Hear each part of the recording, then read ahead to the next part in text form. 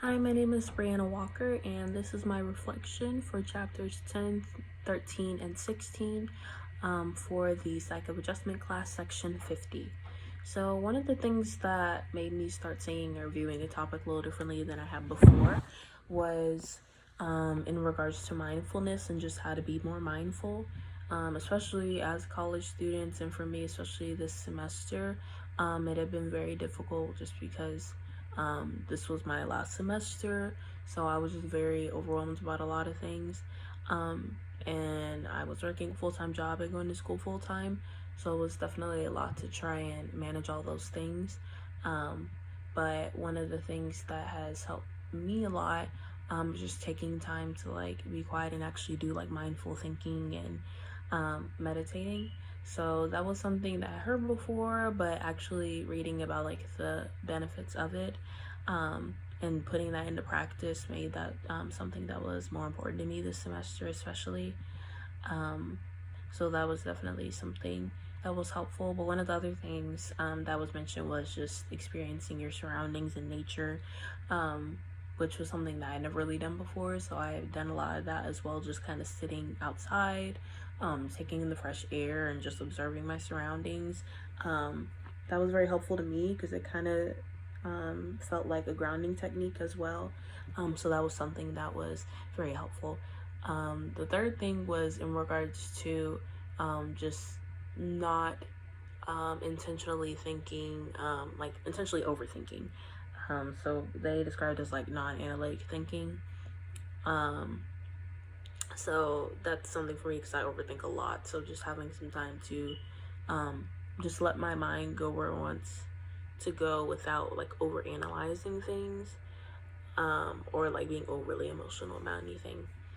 And it's something that I learned that I want to try and integrate more into my life or get better at is just taking more time to look into not just like what a job offer is like at its, at its most basic level, but like um, seeing like what I want out of a specific job. Like for example, right now I'm in between jobs just because I was trying to, take the time to just finish up school.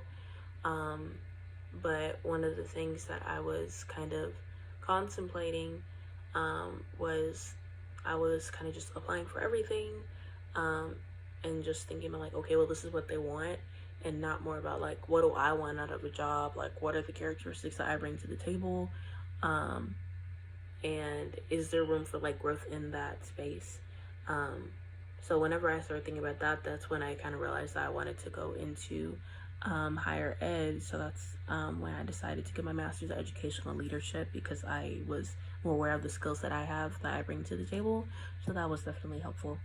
Um, Something that I want to say I completely disagree with it, but it was talking about in regards to marriage and relationships that financial worries, like pretty much always create conflict.